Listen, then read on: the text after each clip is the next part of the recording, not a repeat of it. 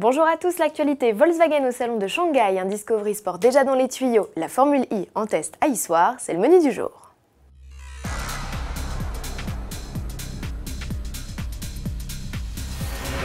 Avant de se plonger au cœur de l'actualité produit, focus sur le sujet événement Autoplus de ce 18 avril, le vol de pièces détachées.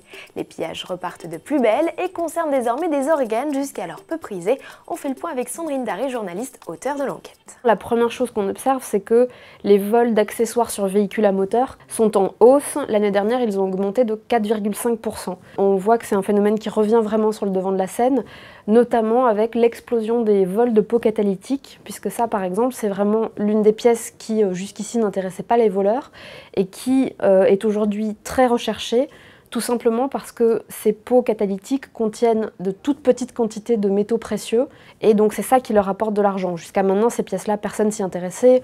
On volait des phares, on volait des pare-chocs, des pièces de carrosserie. Ça existe toujours, hein, c'est vraiment aussi quelque chose qui persiste très fort.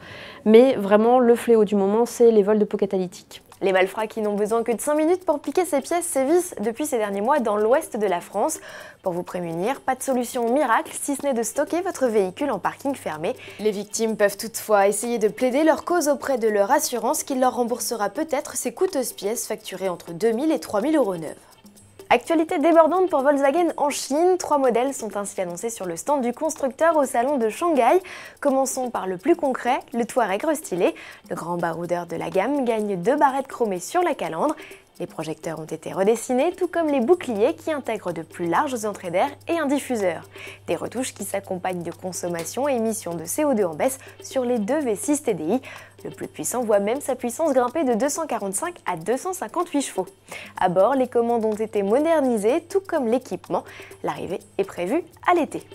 Pour l'accompagner, 2 prototypes, dont une Golf R de 400 chevaux, au programme un 0 à 100 km/h expédié en 3 secondes 9, soit 1 seconde de mieux que la classique Golf R de 300 chevaux. À découvrir de visu samedi 19 avril sur Autoplus, puisque Volkswagen n'a pour le moment révélé que des esquisses. Des croquis qui servent également à présenter un concept de coupé 4 portes. Certains parlent d'une Jetta CC pour rivaliser avec la Mercedes CLA, pas exclu. Verdict cette fois le 20 avril sur Autoplus, toujours bien sûr. Vous y découvrirez également dimanche toutes les photos du XO6 à la sauce Mercedes, du SUV DS6 WR et même d'une surprise en provenance des bureaux Citroën. Restez connectés.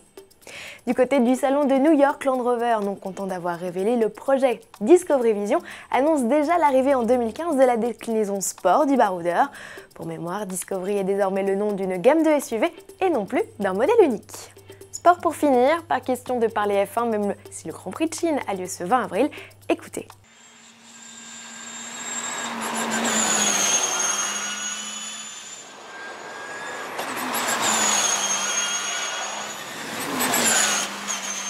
Ce bruit d'aspirateur, c'est celui des Formule I, les nouvelles monoplaces électriques qui concourront dès le 13 septembre prochain en Chine, dans un championnat inédit. L'une d'elles était en début de semaine sur le circuit Michelin d'Issoire, en Auvergne, au mains du pilote Emmanuel Collard. L'objectif de ces essais, affûter les réglages des pneumatiques de compétition, des pneumatiques révolutionnaires puisqu'ils ont en effet la particularité d'être aussi efficaces sur piste sèche qu'humide.